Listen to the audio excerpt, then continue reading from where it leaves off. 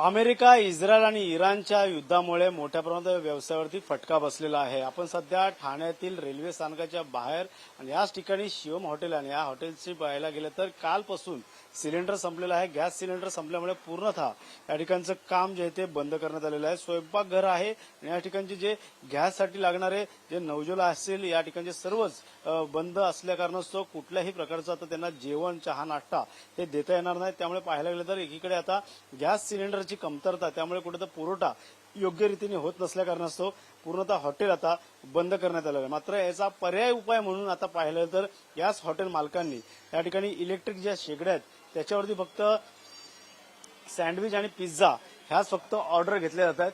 त्यामुळे पाहिलं तर सकाळचा जो नाश्ता असतो या ठिकाणी रेल्वे स्थानकात अनेक प्रवासी प्रवास करत असतात, कामावरती जात असतात। पिकावरचा टाइम असतो सकाळ आणि संध्याकाळच्या वेळेस अनेक लोक या ठिकाणी येऊन चहा नाश्ता करतात। मात्र सध्या तरी रेल्वे स्थानकाच्या बाजूला असणारं हे जे हॉटेल आहे या हॉटेलची परिस्थिती पाहता या ठिकाणी नेहमीच ग्राहक गजबजलेले असतात। मात्र आता शुकशुकाट पाहायला मिळतोय।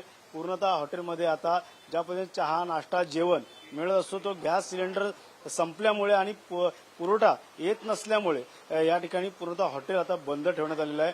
फक्त इलेक्ट्रिकवरती फक्त त्यांचा आता उपजीविका सुरू आहे, ते म्हणजे या ठिकाणचे जे सँडविच असतील आणि पिझ्झा यावरती फक्त ते आता देत असल्याची माहिती समोर आलेली आहे।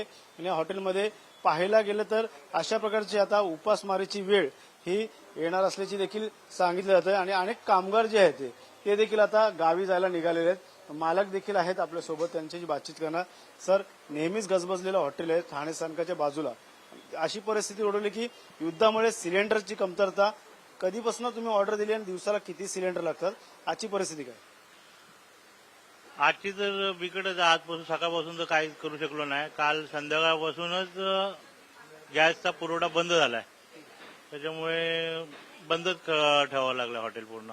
सध्या काय दिलं जातं इलेक्ट्रिक वरती, त्यानुसार आता मेनू कार्ड ते वेट toast sandwich, grill sandwich, pizza, बाकी लिंबू सरबत वगैरे देतोय। बाकी काही गॅसवरती जेवढं बनवू शकत होतं ते काहीच बनवू शकत नाहीये। गॅसचे सीएनजी जे आहेत ते एलपीजी आहेत ते त्या संदर्भातलं एजन्सीचं काय म्हणणं आहे? कधीपर्यंत तुम्हाला सिलेंडरच्या बाटल्या दिल्या जातील, काय बोलणं झालं? त्यांच्याकडनं पण असं काय ठोस उत्तर येत नाहीये।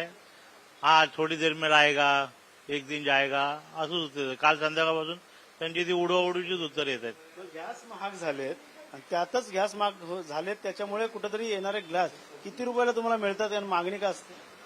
मागणी 1-2 असते आमची दिवसाला, आणि जे पहिला 1800चा 2000चा भाव होता तो डायरेक्ट 3500वर नेला, आणि आता तर काही त्यांचं उत्तरच नाहीये। काळा बाजार काळा बाजार म्हणजे तर काळा बाजारच आहे तो, दुसरं काय।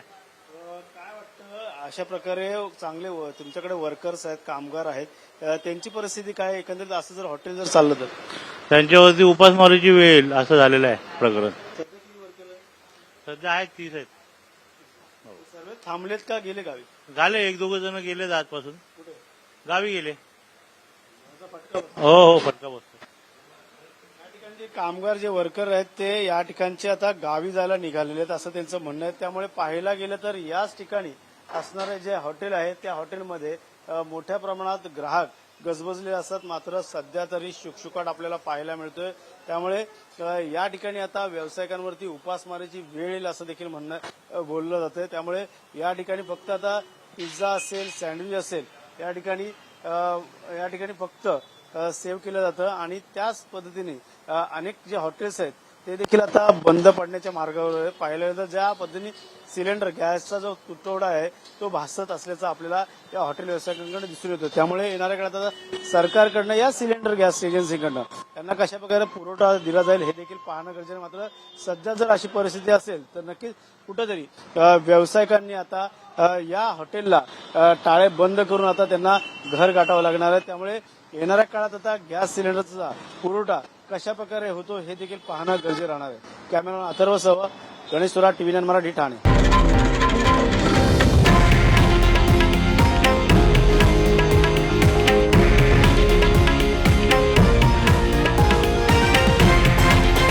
हे आहे देशातील नंबर 1 न्यूज नेटवर्क आणि आपण पाहत आहात TV9 मराठी, एकमेव।